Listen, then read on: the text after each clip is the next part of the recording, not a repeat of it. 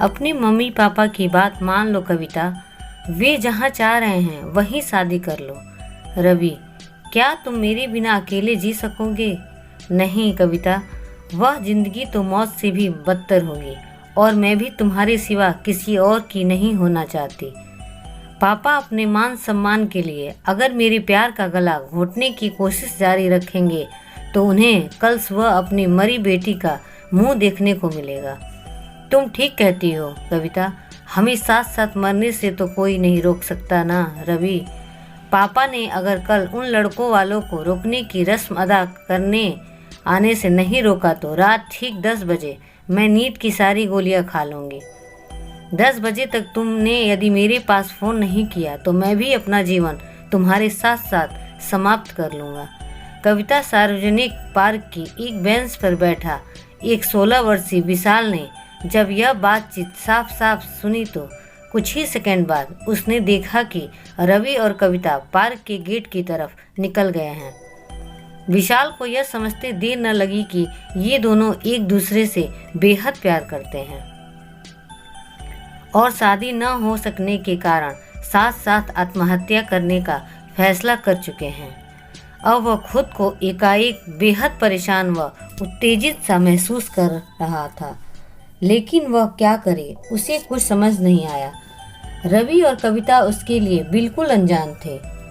यही वजह थी कि वह उनके पास जाकर उन्हें आत्महत्या न करने के लिए समझाने की हिम्मत न कर पाया, लेकिन उसे कुछ करना जरूरी चाहिए। यह भाव लगातार उसके मन में आ रहा था। आखिरकार वह यही निर्णय कर पाया कि वह उनके घर देखने के लिए उन दोनों का पीछा करे। लगभग भागता हुआ वह जब पार्क के गेट से बाहर निकला तो रवि व कविता एक रिक्शा में बैठकर आगे निकल चुके थे। विशाल ने चाहा कि वह चिल्लाकर उनसे कुछ बोले, लेकिन उसके कंठ से आवाज नहीं निकली। देखते ही देखते वह रिक्शा उसकी आंखों से ओझल हो गया और आंखों से आंसू लिए विशाल अपने घर की तरफ दौड़ने लगा। जब उसने अपने घर में प्रवेश किया तब दीवार पर लगी घड़ी शाम की 5 बजे का समय दर्शा रही थी। कविता को अपने घर में घुसते ही माता पिता का सामना करना पड़ा। वे दोनों उससे बहुत खफा नजर आ रहे थे। तू रवि से मिलकर आ रही है ना? उसके पिता नरेश चंद्र ने कड़कती आवाज में कहा, मगर सदा की तरह अपने पिता के गुस्से के सामने कविता की जवान को लकवा समार गया। वह सिर्फ गर्दन हिलाकर हाँ कर दी। क्यों तू मेरी इज्जत का जनाजा निकालने पर तुली हुई है? बेशरम, कल लड़के वाले आ रहे हैं और तुझे अभी आवारगर्दी करने से फुर्सत नहीं है। पिता की आंखों में समाये नफरत के भाव कविता के दिल को कपा गए। कविता आगे बढ़कर अपनी माँ अनुपमा के कलेजे से लग गई और वासी होकर बोली, माँ, मेरी ज़बरदस्ती कहीं और शादी मत करो। रवि से दूर होकर मैं कभी सुखी नहीं रह पाऊंगी। हम तेरा बुरा नहीं चाहते हैं बेटी। माँ ने प्यार से उसके सिर पर हाथ फिराया। वह लड़का अच्छा है, उसका घर परिवार अच्छा है। रवि का घर बार मामूली है, दवाइयाँ बेचने का मामूली सा धंधा करता है। रवि के मुकाबले जहाँ हम ने रिश्ता तय किया है वहाँ तू 1000 गुना ज़्यादा सुखी रहेगी। माँ, तुम गलत कह रही हो। मैं रवि को अपनी जान से ज़्यादा चाहती हूँ। उसकी आमदनी ज़रूर कम है पर उसका प्यार मेरी खुशियों की गारंटी है। माँ, ज़्यादा बकबक करके हमारा दिमाग खराब मत कर कविता। नरेश दहाड़ उठे। जिंदगी की परेशानियाँ प्यार का भूत बहुत ही जल्दी सिर से उतार देती है। कल को तू ही हमें धन्यवाद देगी कि तेरी जिद को नज़रअंदाज करके हमने सचमुच तेरा भला किया था। पापा प्लीज़। कविता की आंखों से आंसू बह निकले।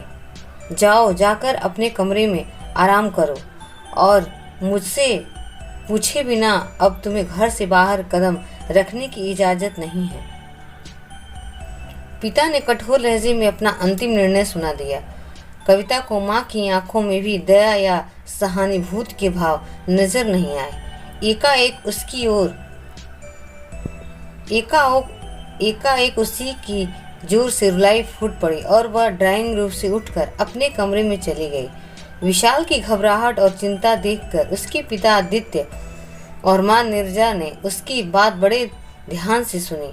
पापा कविता और रवि की आवाज से उनकी निराश, दुख और तनाव साफ जाहिर हो रहा था। विशाल ने उत्तेजित लहजे से पूरी बात सुनाकर कहा, मेरा दिल कह रहा है कि अगर कविता के मम्मी पापा ने उसकी शादी कहीं और कहने का अपना इरादा नहीं बदला तो वे दोनों आज रात जरूर आत्महत्या कर लेंगे।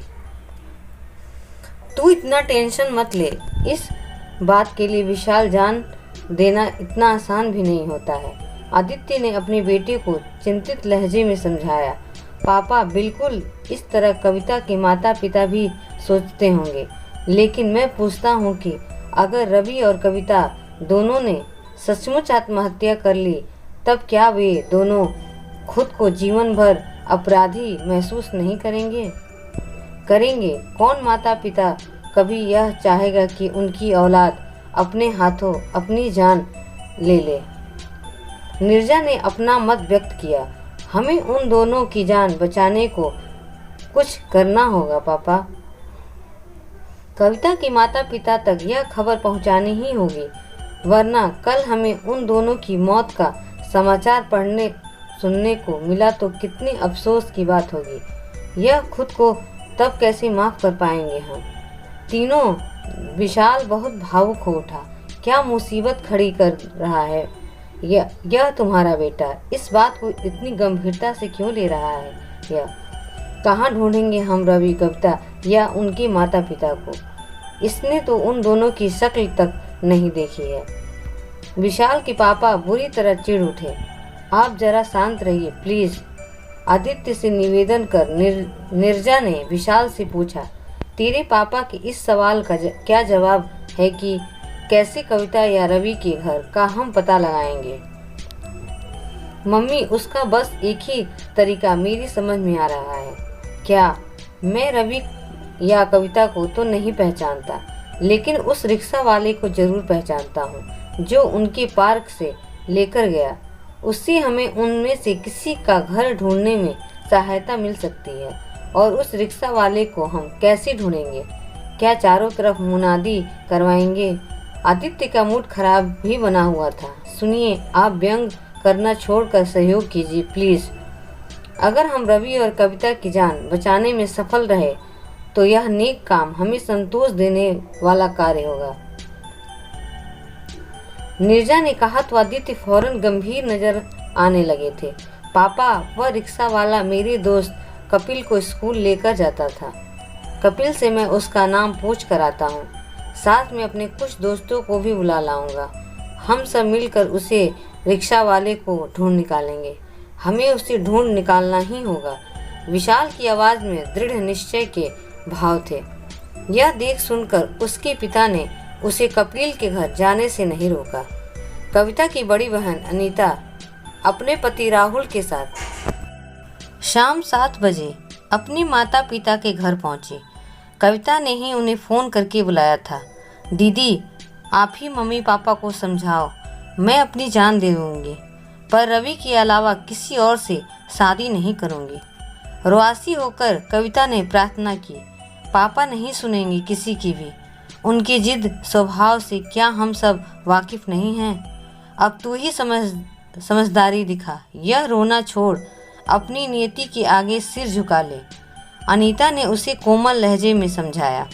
वैसे भी प्रेम विवाह अक्सर सफल नहीं होते। कविता कमरे में चहलकदमी करते हुए राहुल ने कहा, मैं रवि से भी मिला हूँ और इस रिश्ते वाले लड़के से भी। यह लड़का हर लिहाज से रवि से 21 है। तू उसके साथ सुखी रहेगी। जीजा जी, आप उस लड़के का गुणगान व्यर्थ कर रहे हैं। मैंने आपको अपनी सहायता के लिए बुलाया है। आप दोनों जाकर मम्मी पापा को अपना फैसला बदलने के लिए क्यों नहीं कहते? कविता को जोर से गुस्सा आ गया।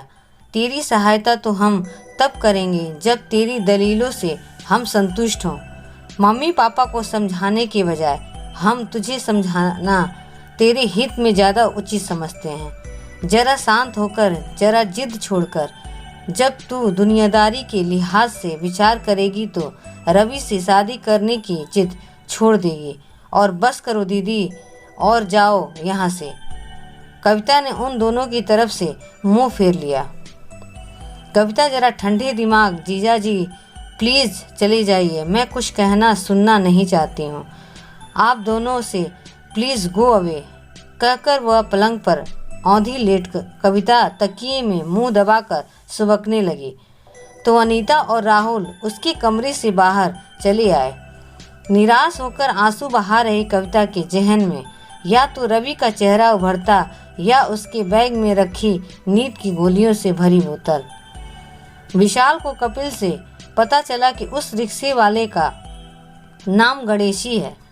वह जब घर लौटा तो उसके साथ कपिल के अलावा उसके दोस्त संजय और अमित भी थे। इन सभी के पास अपनी अपनी साइकिलें थीं। ये तीनों अपनी साइकिलों पर सवार होकर और विशाल अपने पिता के साथ मोटरसाइकिल पर बैठकर गणेशी को ढूंढने निकल पड़े। ये सब विभिन्न दिशाओं में चक्कर लगाने लगे। जो भी परिचित अपरिचित रिक्शा वाला नजर आता उसे रोककर वे गणेशी का पूछते। गणेशी जहाँ भी नजर आए उसे इस पते पर फौरन पहुँचने के लिए कहना।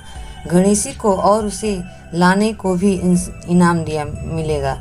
उसे संदेश देना कि शाम को उसने जिस युवक युवती को पार्क के पास से अपने रिक्शे में बैठाया था उनकी जान को खतरा है और वहीं उनकी जान बचाने में मदद कर सकता है। हर रिक्शे वाले को यही संदेश दिया जाता था। उन सब के द्वार विशाल की आंखों में छलकते आंसू विशेषकर हर रिक्शे वाले के दिल को छू जाते। वैसे उन सभी के चेहरे की गंभीरता से रिक्शे वाले प्रभावित होते। जल्दी ही यह बात जंगल में लगी आग की तरह रिक्शे वाले में फैल गई कि गणेशी को किन्हीं आदित्य साहब के घर पर फौरन पहुंचकर एक लड़की और एक लड़के की जान बचाने के खास सहयोग देना है। आसपास की लगभग हर मुख्य सड़क से विशाल व उसके दोस्त गुजरे। कई रिक्शे वाले से उन्होंने गणेशी के बारे में पूछताछ की लेकिन उसका कोई पता नहीं चल पा रहा था। धीरे धीरे सबका जोश ठंडा पड़ने लगा। सभी की आंखों में निराशा का भाव बढ़ता जा रहा था। आखिरकार सब थक हार कर विशाल के घर लौट आए। इस वक्त 7 बजे से ज़्यादा का समय हो रहा था। आदित्य के पड़ोसी रघुवीर जी और महेंद्र जी भी उन सब की परेशानी का कारण जानने घरों से निकल आए। संक्षेप में पूरी घटना की जानकारी उन्हें देनी पड़ी। आज की युवा वर्ग के सोच और व्यवहार पर भी चर्चा छिड़ने में ज़्यादा देर नहीं लगी। शायद ज़्यादा बोलकर बड़े लोग अपने अपने मन की बेचैनी को कम करने का व युवाओं द्वारा की जाने वाली संभावती आत्महत्या के बारे में न सोचने का प्रयास कर रहे थे। गणेशी आ गया पापा, गणेशी आ गया। अचानक विशाल की तेज आवाज़ गली में गूंजी और सबका ध्यान उनकी ओर चले आ रहे रिक्शे की तरफ केंद्रित हो गया था। कविता की मां अनुपमा रात करीब 8 बजे उसे भोजन के लिए बुलाने गई। कविता ने उनकी किसी बात का जवाब नहीं दिया और जबरदस्ती आंखें बंद किए उदास सी लेटी रही। अनुपमा बहुत खिंच हुई वापस लौटी थी। अनुपमा के जाने के बाद नरेश आए। पहले उन्होंने अपनी आवाज़ को नियंत्रण में रखते हुए कविता को समझाने का प्रयास किया। पापा, आप मेरे हित की बात करते हो तो क्यों नहीं मेरे दिल की इच्छा पूरी कर देते। कविता ने उनका हाथ अपने हाथ में लेकर भावुक लहजे में कहा, बेटी तू अपना भला बुरा नहीं पहचान रही है। जीवन से जो हमें अनुभव मिला है उसकी कद्र कर और हमारा कहा मान ले। पिता ने थके से स्वर में अपनी बात कही। आपके अनुभव से निकला फैसला मेरे दिल की इच्छा को कोई महत्व नहीं दे रहा है। पापा तू अपने दिल को समझा कि वह हमारे प्यार व हमारी समझदारी पर भरोसा करे। पापा, प्यार और समझदारी की आड़ में आप अपना आदेश मुझ पर जबरदस्ती थोप कर मेरी खुशियों का गला ना घोटें। तेरा दिमाग इस वक्त ठीक से काम नहीं कर रहा है। कविता, अपने माता पिता से मुझे यह रवि अपना ज़्यादा शुभचिंतक व करीबी लग रहा है। हंस कर या रो कर तुम्हें शादी वहीं करनी होगी जहां हम चाहते हैं। कहकर नरेश बाहर जाने को उठ खड़े हुए। पर मैं रवि के अलावा किसी और से शादी नहीं करूंगी, कविता जोर से चिल्ला उठी। जो संतान माता पिता की सही बात नहीं मानती, जो उनके मान सम्मान की फिक्र नहीं करती, उसके जिंदा न रहने का दुख भी माँ बाप को उठा सकते हैं। कठोर लहजे में अपनी बात कहकर वह नरेश थके कदमों से बाहर चले गए थे। गणेश जी के साथ एक अच्छी खासी भीड़ उस कॉलोनी ने के गेट तक पहुंच गई, जहां शाम को उसने कविता को उतारा था। विशाल, कपिल, संजय, अमित, महेंद्र जी, रघुवीर जी, आदित्य व निर्जा के अलावा गणेशी के रिक्शे वाले 2 दोस्त भी गेट के सामने मौजूद थे। मैंने उस लड़की को इस गेट के सामने उतारा था साहब। लड़का पहले ही बाजार से उतर गया था। वह बेचारी बहुत रो रही थी। हम तो उसका मासूम चेहरा भूल ही नहीं पाए। उसकी जान जरूर बचा लीजिए साहब, गणेशी ने आदित्य से निवेदन किया। इस कॉलोनी में 200 से ज़्यादा फ्लैट हैं। जान तो हम उसकी तभी बचा पाएंगे जब पहले कविता को ढूंढ लेंगे। कैसे ढूंढा जाए उसे? आदित्य ने अपना यह प्रश्न सभी से पूछा।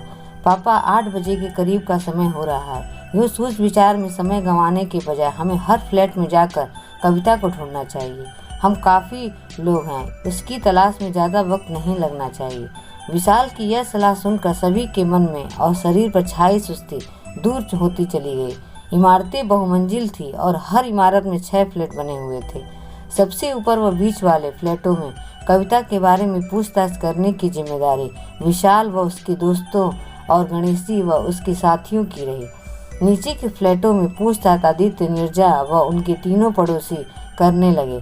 सभी किशोर भाग भाग कर सीढ़ियाँ चढ़ते घर में कविता नाम की लड़की रहती है या नहीं, यह सवाल पूछते। दरवाज़ा खोलने वाले से मगर जवाब नकारात्मक मिलते रहे और तेजी से सीढ़ी उतर अगली इमारत की तरफ दौड़ पड़ते। कॉलोनी में रहने वाले लोगों की दिलचस्पी भी इस पूछताछ व भाग दौड़ में जागी।